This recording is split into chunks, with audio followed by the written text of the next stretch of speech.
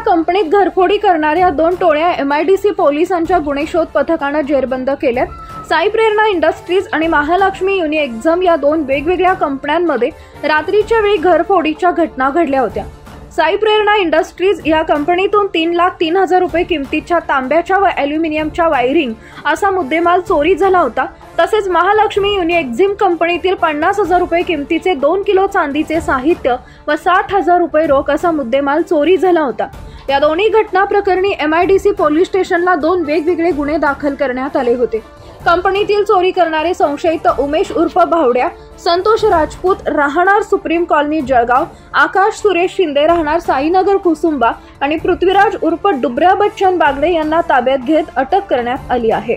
Police कोठडी दरम्यान त्यांच्या ताब्यातून 1,11,500 रुपये किमतीचा मुद्देमाल हस्तगत करण्यात आलेला आहे। चॅनल सबस्क्राइब करा, बेल आयकॉनचे बटन दाबा, सोबत शेअर करायला विसरू नका।